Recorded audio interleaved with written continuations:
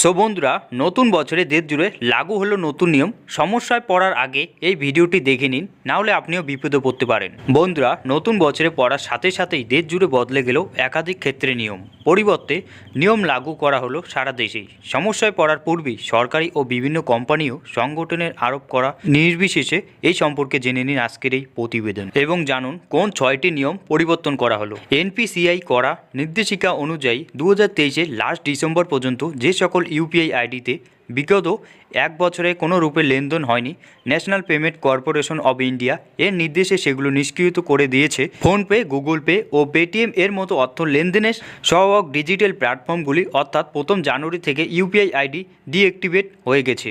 আয়কর return update. যে সকল ব্যক্তি আয়কর রিটার্ন এর উপযুক্ত দেরিতে হলেও তাদের আয়কর রিটার্ন ফাইন করার সময়সীমা 31শে ডিসেম্বর পর্যন্ত বেঁধে দিয়েছিল রিজার্ভ ব্যাঙ্ক অব ইন্ডিয়া। তাই 2022 ও 23 অর্থ বছরে যারা ডিসেম্বরের মধ্যে আয়কর রিটার্ন দাখিল করেননি তাদের জানুয়ারি থেকে 2024 তাদের আয়করের পরিমাণ অনুযায়ী সর্বোচ্চ 5,000 করে জরিমানা দিতে হবে সরকারকে।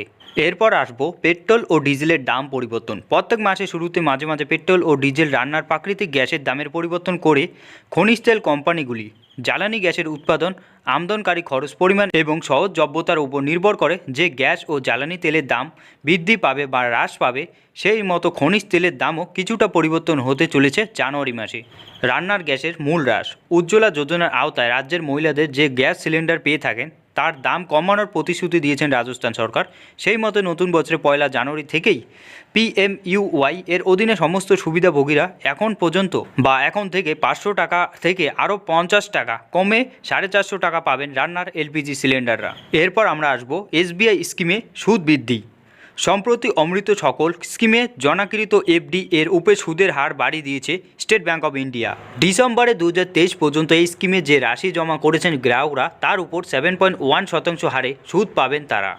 এরপর আসবো সিম কার্ড ভেরিফিকেশন। জানুয়ারি 2024 থেকে নতুন সিম কার্ড নথিভুক্তকরণ এর সম্পূর্ণ প্রক্রিয়া অনলাইনে ডিজিটাল মাধ্যমে সম্পূর্ণ করতে হবে।